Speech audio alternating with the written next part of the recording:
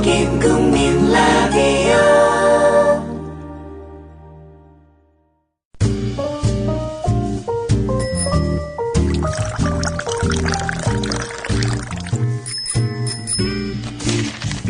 아침 신문 귀로 읽기 김용민 PD의 조간 브리핑. 이번에 책 내셨다고요? 예, 신간을 냈는데 나의 한국 현대사라고 제목이. 이제 이 책은 나의 한국 현대사니까 시대 구분을 내가 있기 전과 내가 있은 후 이렇게 해서 1959년부터 2014년까지 55년의 기록. 박정희 시절에 대한 평가도 좀 있을 것 같고 촌평들 좀 해주시죠. 전두환은. 유신체제의 지극히 불필요한 연장. 노태우는? 왜 있었는지 모르는 정부라고 일반적으로 얘기를 하지만 의외로 네. 가장 저평가된 대통령이라고 봐요. 네, 김영삼 대통령 같은 경우도 많이 했잖아요. 욕을 먹지만. 예, 김영삼 대통령은 그도 한때 정말 멋지고 빛나는 때가 있었다. 그렇죠. 그리고 이제 그 후에 김대중 대통령이죠. 우리 한국 현대사에 자기의 인격을 가장 깊이 각인시킨 인물이 박정희, 김대중 두 사람이다. 사실 오늘의 대한민국은 리더를 기준으로 본다면 이 두 분이 만든 나라라고 해도 좋을 정도 아니겠냐 그렇게 봤죠. 이명박 대통령은? 언급할 가치가 별로 없더라고요. 4대강 말고는. 네. 예. 뭐 노무현 대통령에 대한 평가는 생략하겠습니다. 별로 너무 객관적일 것 같지가 않아가지고. 예, 그 아무래도 그렇죠. 나의 한국 현대사 1959년부터 2014년 55년의 기록. 도서출판 돌베개에서 펴냈습니다.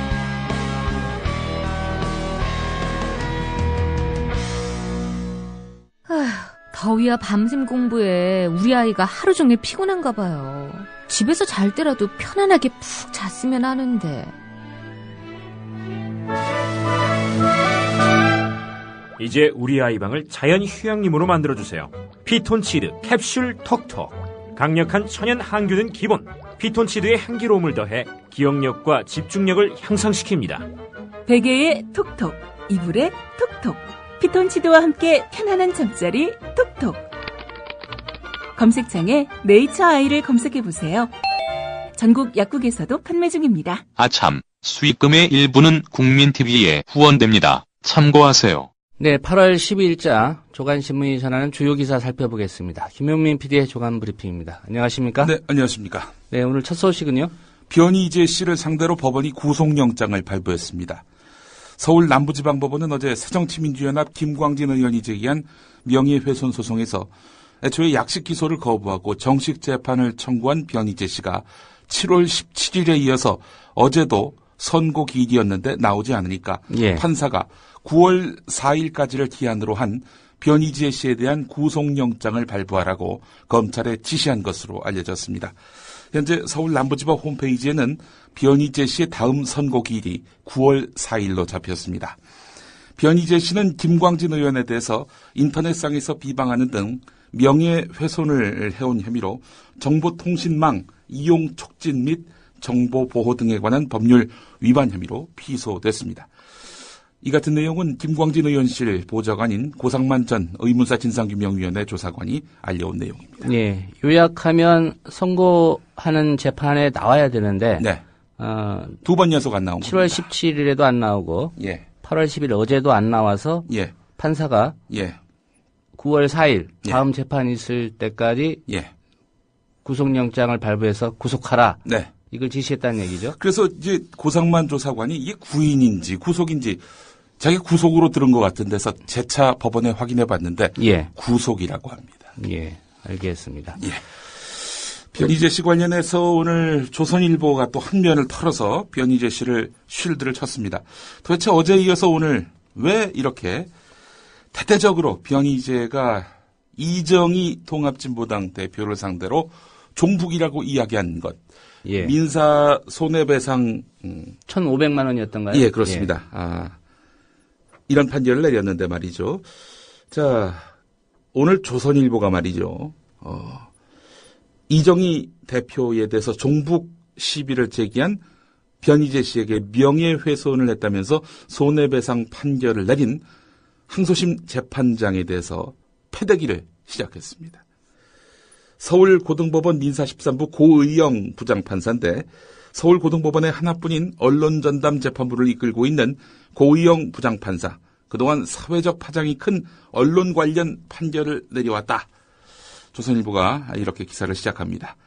무슨 판결을 내려왔느냐. 지난 6월 미국산 쇠고기와 광우병 의혹을 방영한 MBC PD 수첩 제작진이 왜곡 보도로 명예가 훼손됐다며 중앙일보와 소속 기자를 상대로 낸 손해배상 청구 소송 항소심에서 제작진에게 총 4천만 원을 배상하라라면서 원고 일부 승소 판결을 내렸다는 겁니다.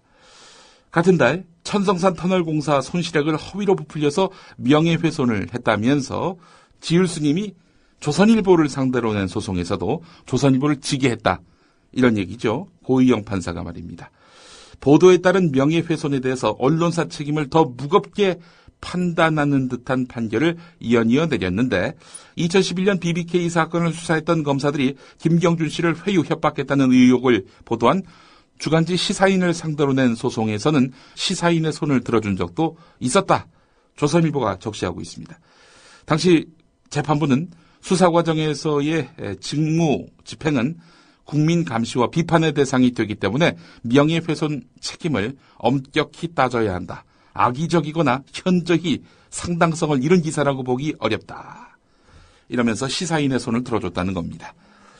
그러니까 이제 보수 언론에 대해서는 책임을 엄하게 묻고 시사인을 진보 언론이라고 이렇게 판단하진 않았지만은 이 주간지 시사인에 대해서는 또 이렇게 헐거운 잣대를 들이댔다라는 것이 조선일보 기사의 내용입니다.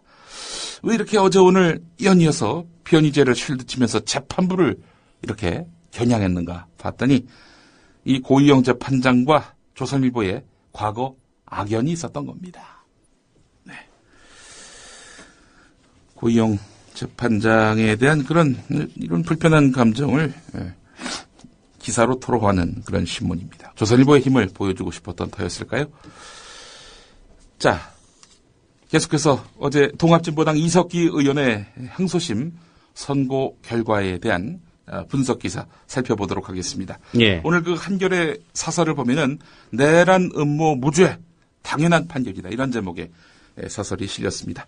내란 음모 무죄 판결은 당연하다. 내란 음모죄가 성립하려면 실제로 내란을 실행하려는 합의가 있어야 하고 그 합의에 실질적 위험성이 있어야 한다는 것이 대법원의 기존 판례다. 법원이 인정한 대로 내란이 모의됐다는 지난해 5월 12일 모임에선 온갖 이야기가 어수선하게 오갔을 뿐 어떻게 내란 행위를 벌일 것인지 역할 분담이나 구체적인 준비 방안에 대한 합의가 없었다. 이석기 의원 등에게 이를 실행에 옮길 힘과 가능성이 있었던 것 같지도 곧바로 실행에 옮길 만한 급박한 상황인 것 같지도 않았다. 실행 가능성 자체가 없는 내란 음모 혐의에 대해서 법원이 증거 부족을 이유로 해서 무죄를 선고한 것은 그런 점에서 법 원칙을 지킨 합당한 판단이다. 이렇게 한겨레가 분석했습니다. 실제로 아이들이 뛰어노는 그런 자리에서 내란을 모의했다. 이게 참 납득하기 힘든 그런 당시 상황이 있었죠.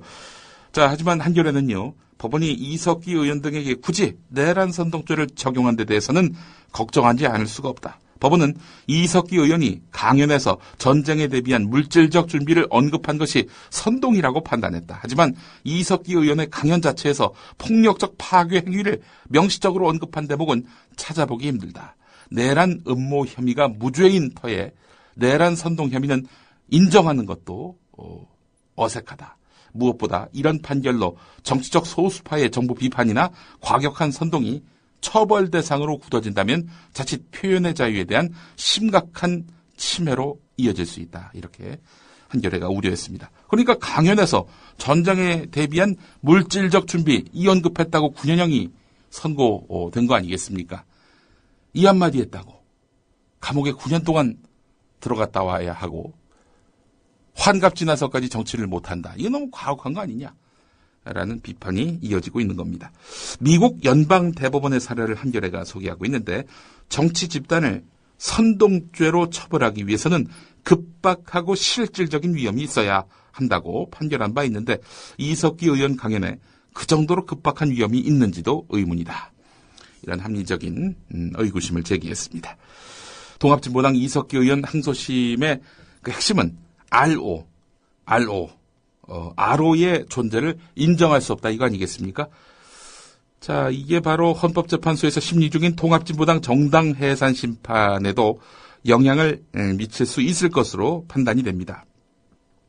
지난해 11월에 법무부가 헌법재판소에 진보당에 대한 정당 해산 심판을 청구한 주요 근거가 바로 RO였거든요. RO는 반국가단체인 민혁당의 잔존 세력을 주축으로 결성된 단체로 북한의 대남혁명 노선을 따르고 대남혁명 역량 강화를 위해서 진보당을 포섭했다. 이렇게 법무부가 주장했습니다. 법무부는 그러면서 분당 사태를 겪으면서 RO가 주축인 경기 동부연합이 당권을 장악했고 진보당의 의원과 주요 당직자, 보좌관, 시도당 그리고 지역위원장 등 상당수가 RO 조직원으로 확인됐다. 이렇게 주장했습니다. 따라서 진보당은 곧 RO이고 이석기 의원의 내란 음모, 선동 혐의 기소를 통해서 RO의 위헌적 활동이 확인됐기 때문에 해산돼야 한다 이런 논리였습니다. 그러나 어제 법원 판결로 법무부의 주장에 빨간불이 켜졌습니다. 법원이 RO 조직 존재를 인정하지 않았기 때문입니다. 통합진보당은 그동안 RO의 존재를 인정할 수 없고 존재한다 해도 진보당과는 무관한 일부에 불과하다라고 주장해 왔는데 RO의 존재를 인정할 수 없다는 이런 진보당의 입장이 받아들여진 거 아니겠습니까? 한 중견 판사는 정당 해산은 가장 극단적인 조치이기 때문에 최소한으로 최후에 써야 할 수단이라면서 RO의 단체성이 법적으로 인정되지 않은 상황에서 진보당에서도 일부에 불과한 모임 참석자들의 행위를 근거로 정당을 해산해야 하는 논리를 구성하기는 쉽지 않을 것이다. 이렇게 밝혔습니다. 예. 통합진보당 입장에서는 항소심 판결문 적극적으로 헌법재판소에 어떤 근거로 제시할 거고요. 네. 또 법무부가 어떤 대응을 할지는 또 두고 봐야 될 것 같습니다. 어떤 논리를 또 펼지도 상당히 주목됩니다. 조선일보 사설을 한번 보겠습니다. 이번엔 세월호 유족 옆에 나타난 광우병 선동 세력들. 예. 새정치민주연합이 어제 의원총회를 열어서 기존 세월호 특별법 관련한 여야 합의를 전면 파기하고 재협상에 나서기로 결정했습니다. 조선일보는 이렇게 된 데에는 야당 내부 강경파 외에도 직업 시위꾼을 비롯한 외부 세력의 압박도 작용했다. 이렇게 지적했습니다. 조국 서울대 교수, 공지영 작가 등 선거 때나 다른 무슨 일이 있을 때마다 나서던 사람들. 이들 외에도 세월호 국민대책회의라는 단체, 광우병 촛불 시위, 국정원 대선 개입 의혹 사건 촛불 시위를 주도했던 단체와 사람들이 거의 그대로 참여하고 있는 이런 인사들, 세력들이 결국 세월호 유족 옆에서 지원이란 명분으로 달라붙어가지고 세월호 여야 합의를 흔들었다. 파기하게 만들었다. 그래서 조선일보는 오면에서 당내 반발 또 장외 훈수꾼 압력에 합의를 내던진 야당이라면서 야당에 대해서 맹공을 퍼부었습니다. 예. 무슨 일이 있을 때마다 그래도 나서는 사람들이 낫지 않습니까? 네, 그렇죠. 가만히 지켜보고 있는 사람들, 이 권력 입장에서는 그런 사람들을 편하지요, 대하기가. 지켜보면 다행이죠. 뭐 회방 놓고 있는 분들도 있으니까요. 예. 가만히 있으라. 세월호에서 또 세월호 이후 국면에서도 정부와 이른바 가진 자들의 변함없는 메시지입니다. 가만히 있어라. 예, 어쨌든 이런 세월호 진상규명이 도저히 불가능한 이런 합의를 깨고 원점에서 재논의하게 됐는데 다른 많은 보수 언론들도 대체로 이런 조선일보 논조를 따라갑니다. 결국 이런 강경파 혹은 당 밖에서 목소리 큰 사람들, 이런 사람들에 의해서 박영선 지도부가 뭔가 타협의 산물로 여야 합의로 세월호 특별법을 만들려고 했는데 그 기조가 흔들리게 됐다라는 식으로 평가하고 있는데 말이죠. 하지만 서울신문만은 다른 관점입니다. 바닥을 드러낸 박영선의 독단적 리더십, 이런 제목을 달았습니다. 뭐 아시겠습니다마는 박영선 이 새정치민주연합 원내대표 겸 지금 대표 대행 아니겠습니까? 대표가 없으니까요. 이 양반 이완구 새누리당 원내대표하고 합의를 했는데 자기 혼자 합의를 할 그런 권한까지 쥐고 들어간 건 아니었단 말이죠. 그렇지 않습니까? 당내에 세월호 관련해서 새누리당과의 어떤 협상 테이블에 앉아있는 협상 대표가 있고요. 또 당내 세월호 국조특위 간사도 있고요. 또 당에 세월호 특별법 위반을 한 당 사무총장도 있었고요. 이 모든 사람들이 모르는 가운데서 이완구 대표와 전격 합의를 했단 말이죠. 예. 누가 박영선 의원에게 그런 권한을 줬느냐. 이건 독재다라고 정봉주 전 의원이 어제 또 지적한 바 있었죠. 민주주의는 절차라 그러잖아요. 박영선 비대위원장에게 의총에서 언제 전권을 부여한 적이 있습니까? 협상에 대해서 당신이 알아서 해라. 우리가 추후에 인정해주겠다. 이렇게 결정한 적 있나요? 없습니다. 의총에서 권한을 위임받은 곳은 세월호 특별법 TF입니다. 이 TF에 위원장 우영근, 간사 전해철, 이 TF에서 박영선 비대위원장에게 정권을 위임해 준 적 있나요? 없습니다.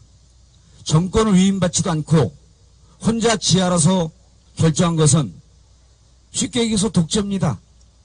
누가 권한을 주지도 않았는데 의총에서 받지 않은 권한을 왜 지 맘대로 행사합니까? 적어도 21% 지지를 받는 정당이라고 한다면 국민 천만의 목소리는 좀 담아야 될 거 아닙니까? 새정치민주연합 의원들께 말씀드리겠습니다. 언론에 대고 성명서 발표하지 말고요. 박영선 멱살 잡고 직접 싸우십시오. 비겁한 모습을 더 이상 보고 싶지 않습니다. 뭐가 두려워서 찾아가서 항의하고 따지고 싸우고 그러지 못하고 의총을 월요일날 오후 3시에 잡아놓으면 의총 빨리 하자 그러면서 항의하는 의원들이 하나도 없는 이 새정치연합을 보면서 겉으로는 싸우는 척하면서 뒤로는 겁이 나서 꼬랑지 내리고 사실은 새누리당이 제안한 안을 받고 그냥 이 전국을 넘겼으면 하는 그런 마음 아닌가요? 예. 서울신문만은 바닥을 드러낸 박영선의 독단적 리더십이다. 이런 제목을 달았고요.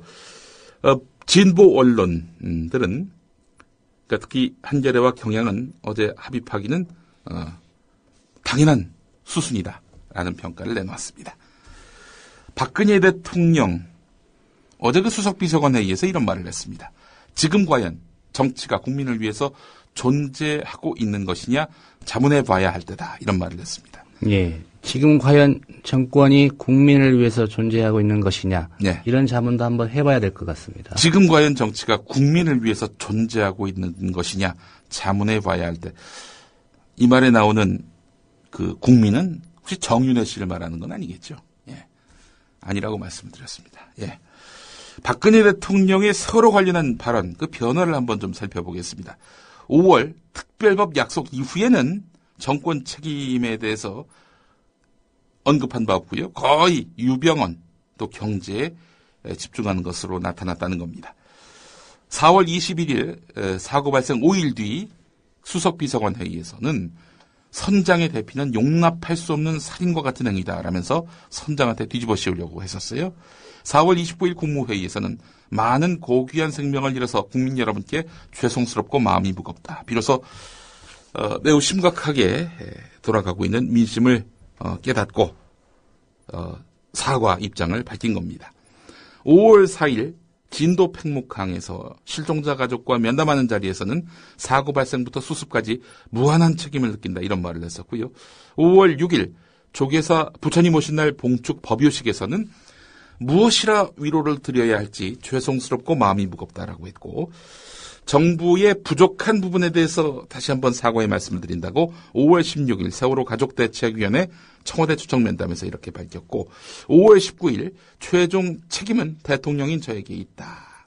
국민 여러분께서 겪으신 고통에 진심으로 사과드린다 라면서 특별법 약속을 합니다. 그러나 대국민 사과 또 참여는 여기까지였습니다.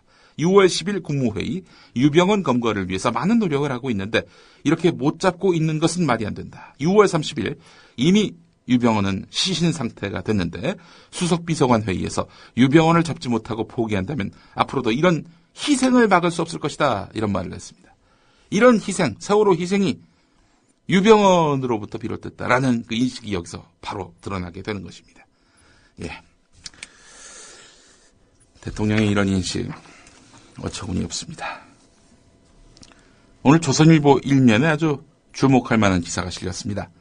전두환 씨가 지난 9일과 지난 10일, 그러니까 주말에 노태우 전 대통령을 찾아 문병한 것으로 전해졌다. 이 내용을 다루고 있습니다. 다른 신문에서는 찾아보기 힘든 기사입니다. 잘 아시는 대로 전두환, 노태우 두 사람은 육사 동기인데요. 1979년 12.12 사태를 함께 일으켜서 정권을 잡은 뒤 50과 60에서 차례로 대통령을 지낸 친구 사이입니다. 한 개그맨이 노태우 대통령으로 분장해서 이제 했던 유행어가 있었죠. 친구야. 예. 두 사람은 친구였습니다. 전두환 씨 이 관계자의 말에 따르면 전두환 씨는 주말인 지난 9일에 서울 연희동 자택에서 점심을 한 뒤 산책을 하겠다면서 집을 나섰는데 갑자기 경찰 경호관들에게 갈 데가 좀 있다라면서 200여 미터 떨어진 노태우 전 대통령 자택으로 향했다는 겁니다. 두 사람 연희동 산다는 건 알고 있었는데 200m밖에 안 됐군요. 거리가. 전두환 씨는 방문 계획을 측근은 물론이고 노태우 씨 측에게도 알리지 않아서 수행원은 경찰 경호관 몇 명밖에는 없었다는 겁니다. 이 때문에 노태우 씨 측에서도 김옥숙 씨만이 전두환 씨를 맞았는데요. 전두환 씨는 김옥숙 씨에게 노태우를 좀 만나러 왔다라면서 병상에 누워있는 노태우 씨에게 이 사람아 나를 알아보겠는가 라고 이야기를 했고 의사소통이 어려운 노태우 씨는 전두환 씨를 알아보시면 눈을 깜빡여 보라는 부인의 말에 눈을 깜빡였다고 하는데 1시간여 동안 착잡한 표정으로 노태우 씨를 지켜보다가 돌아간 전두환 씨는 이튿날 예고 없이 노태우 씨를 또 찾았다는 겁니다. 예. 지금 노태우 씨는 전립선암 수술로 투병 생활을 이어오면서 병원이 깊어가지고 말도 잘 못하고 있는 그런 상황이라고 하는데 말이죠. 두 사람은 하여간 노태우 씨가 전두환 씨를 백담사로 보내면서 상당히 거리가 멀어진 것으로 알려졌죠. 두 사람은 공식석상에서 자주 마주치는 것도 꺼려했던 사이였습니다. 예. 노태우 씨의 병원이 깊어졌다. 이런 기사군요. 네. 이게 다른 사람들도 문병 가라는 얘기입니까? 예. 이게 일면에 실린 이유를 저는 좀 잘 이해할 수 없어서. 네. 예. 두 사람의 우정을 이렇게 삭막한 시대에 보여주기 위한 조선일보의 배려가 아니겠는가. 예. 갑자기 이 일이 생각이 납니다. 지난 총선 때 말이죠. 막말 파문이 한참 밀었을 때 말이죠. 원래는 계획대로라면은 총선 전 마지막 토요일에 제가 개그맨 김구라 씨와 함께 공릉시장을 함께 걸어가면서 인사를 드리려고 했습니다. 근데 이제 막말 파문의 양대 주역 아니겠습니까? 김구라, 김용민. 김구라 씨가 전날에 전화가 왔어요. 야, 나하고 너하고 같이 걸어가면은 사람들이 전두환 노태우가 걸어간 걸로 알 것이다. 그러니까 하지 말자 해서 그 일정이 취소됐었습니다. 예. 이 전두환 노태우 씨처럼 네. 돈독한 우정을 좀 쌓아가시기 바랍니다. 네. 오늘 경향신문 12면 꼭 한번 살펴보시기 바랍니다. 민족문제연구소가 1910년에서 1920년대 이승만의 기록을 또 발굴했습니다. 하와이 한인 기독학원 책임자이면서 상해 임시정부 대통령이었던 이승만의 이면을 보여주는 기록을 발굴해서 공개를 했는데 그 사람이 과연 독립운동을 한 사람 맞는가? 국부로 불릴 만한, 국부라 하면 다른 뜻이 아니라 나라 국자의 아비부자를 말하는 겁니다. 그런 국부로서 과연 타당한 과거사가 있느냐라고 따져봤을 때 의구심이 많았거든요. 이와 관련해서 이승만의 민낯을 확인하고 싶으신 분들께 제가 추천하고 싶은 게 있는데 바로 독부 이승만 평전이라는 김삼웅 선생이 쓴 책과 함께 그 책을 드라마화한 국민 라디오 드라마 신바람 리 박사 요거 한번 좀 청취해 보시면은 이승만의 과거 행적의 실상을 만나실 수가 있는데 이번에 그 민족문제연구소가 추가로 공개한 이승만 사료를 보면 첫 번째 친일 발언을 한 미국인 여교사는 감쌌다고 합니다.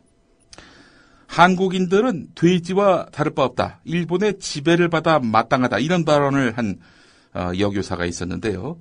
그래서 이제 학생들이 항의를 했던 모양이죠. 예. 그런데 이승만은 이 선생을 포용을 했고요. 이 선생에 대해서 문제 제기를 한 학생들에 대해서는 가혹하게 처벌해야 된다. 이런 입장을 밝혔다고 합니다.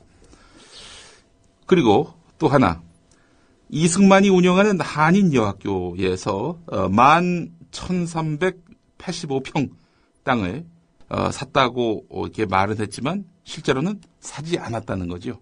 이 돈 어떻게 했을까? 횡령했을 가능성이 있다는 겁니다. 세 번째, 이승만이 임시정부 대통령 취임 직전인 1918년 독립운동 자금의 소유권을 주장하면서 국민회와 맞섰던 재판 기록이 있었습니다. 독립자금을 이 돈은 내 돈이야 하면서 이제 동포들과 싸웠다는 겁니다. 그리고 이승만의 독립운동 자금 운용을 추적하던 과정에서 드러나지 않았던 개인재산 일부가 이제 파악이 됐는데 무일푼 1년 만에 4,000달러를 주고 땅 3,500평을 샀다는 겁니다. 어떻게 이 돈이 생겼을까?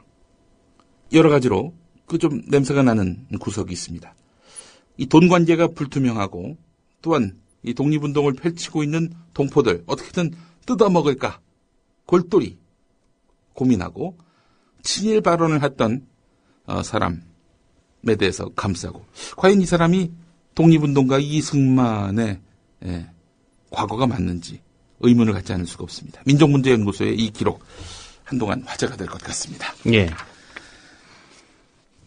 한국관광공사 상임감사로 임명돼서 대선 공신 낙하산 인사 아니냐. 이 논란에 휩싸인 인물이 있죠. 바로 잔이윤 씨입니다.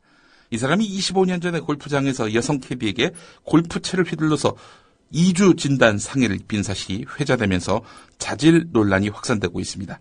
이 사건은 당시 일부 언론에 알려졌지만 피해자 캐디를 무료 변호했던 인권 변호사 출신 이재명 현 성남시장이 최근 페이스북에 사건의 뒷얘기를 자세히 소개하고 잔이윤 씨의 사퇴를 촉구하는 글을 올리면서 다시 도마 위에 올랐는데 말이죠. 한국일보가 입수한 당시 판결문을 보면은 잔이윤 쇼 진행자로 이름을 알리던 윤종승 씨는 1989년 10월 3일 지인들과 경기도 성남의 한 골프장을 찾습니다. 이 골프장이 캐디들이 노조 설립 문제를 놓고 사측과 분규를 겪던 곳이었습니다. 캐디들은 사측 인사가 포함된 잔이윤 씨 일행에 대해서 비회원이 왜 이렇게 회원 같은 대접을 받을 수 있느냐? 라는 문제제기죠. 이 과정에서 카메라 필름을 뺏으려는 잔이윤 씨와 캐디들 사이에 실랑이가 벌어졌는데 격분했던 잔이윤 씨가 퍼터를 든 채 카메라를 들고 도망가던 캐디를 쫓아갔고요. 당시 27살 여성이었습니다. 예. 경사진길에서 유 씨를 붙잡던 중에 함께 넘어져서 유 씨에게 전치 2주의 뇌진탕 등 상해를 입혔다고 합니다. 그래서 수원지법 성남지원 민사합의 2부는요. 이 여성이 잔이윤 씨를 상대로 낸 손해배상과 위자료 청구 소송에서 130여만 원을 지급하라고 판결했습니다. 이 판결은 잔이윤 씨가 항소를 포기하면서 그대로 확정이 됐었다고 합니다. 이재명 시장은 당시 캐디가 5mm만 더 가까이서 휘두른 골프채의 머리를 맞았다면 아마 죽었을 것이다. 낙하산도 좀 그럴듯한 사람을 해야지 국적 회복시켜가면서 이런 사람을 이렇게 임명하느냐라고 꼬집었는데 이에 대해서 잔이윤 씨는 노 코멘트로 지금 나오고 있다고 합니다. 이런 가운데 얼마 전에 잔이윤 씨가 감사가 뭐하는 자리냐라고 물어보니까 사장님을 잘 보조하는 자리다 이렇게 써서 빈축을 사기도 했습니다. 감사는 사장님을 감시하는 거죠. 예. 사장님께 감사할 자리는 아닙니다. 예.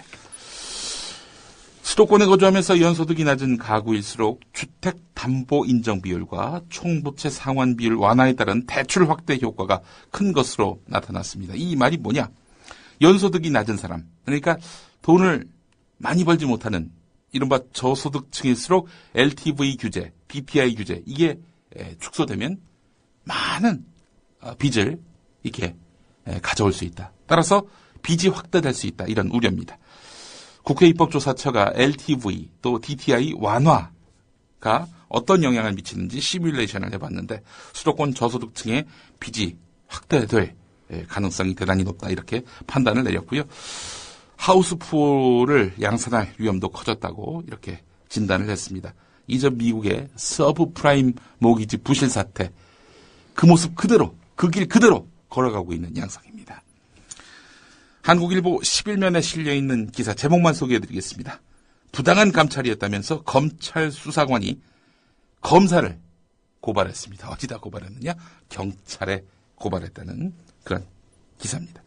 고소인 편드는 수사를 했다. 이런 진정서에 따라서 조사를 받았는데 검찰 수사관 결국 무혐의 결론을 얻어냈습니다. 근데 이게 앙심이 지워지지 않았던 거죠. 그래서 한쪽 주장만 듣고 감찰을 진행했다면서 감찰을 했던 검사를 경찰에 고발했다는 겁니다. 한국일보 11면에 관련 기사가 있습니다. 오늘 여기까지 하겠습니다. 네, 김용민 PD의 조간 브리핑이었습니다. 잘 들었습니다. 네, 고맙습니다. 대통령의 눈물 몇 방울에 이미 완전히 침몰한 세월호는 또 한 번 물속으로 가라앉았습니다. 수학여행을 가던 길이었는데 정말 다행스럽습니다. 전원이 다 구조됐다는 소식, 이 소식 전해드립니다. 군 당국은 해군 함정들은 물론이고 육군과 공군까지 동원 가능한 모든 전력을 침몰 사고 현장에 급파했습니다. 담화 내용을 보면요, 예상을 뛰어넘은 일종의 국민들한테 좀 충격을 좀 준 것 같습니다. 그런 면에서 본다면 대통령의 이제 담화는 매우 성공적이었다, 저는 그렇게 보여지고요. 유병헌 씨의 도피를 돕다가 체포된 30대 여성 신모 씨의 모발과 순천 별장에서 가져온 체액이 묻은 휴지의 DNA 검사 결과가 언론이 사회의 공기라고요? 갈 길을 잃어 표류하면 흉기가 될 수 있습니다. 권력과 자본으로부터 완벽하게 독립한 협동조합 언론, 미디어 협동조합. 조합원이 돼 썩지 않도록 계속 커가도록 힘이 돼주십시오. 조합원 가입은 미디어 협동조합, 국민TV 홈페이지에서 하실 수 있습니다.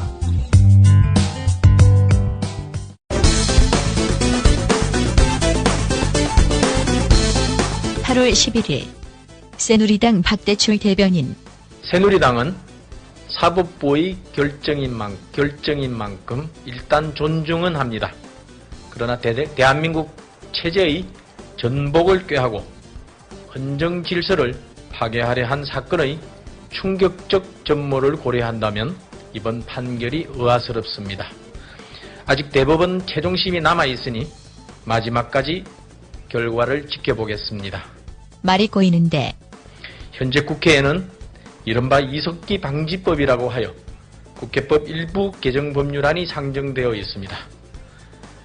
국회의원이 국가보안법이나 이 부분 새로 읽겠습니다. 상정이 아니고 계류되어 있는 건데 표현이 잘못되어 있네. 처음부터 다시 읽겠습니다. 네.